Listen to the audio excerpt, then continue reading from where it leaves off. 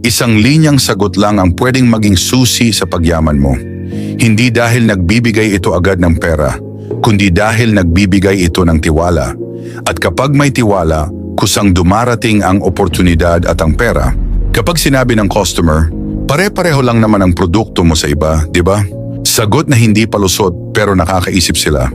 Tama po, marami pong nagbebenta ng parehong produkto. Pero ang kaibahan namin ay kung paano kami sumusuporta pagkatapos ng pagbili. Kapag tinanong ka ng potential partner, bakit ikaw at hindi yung mas malalaking pangalan? Sagot na may dignidad at direksyon. Hindi po ako nandito para makipagkompetensya sa kanila.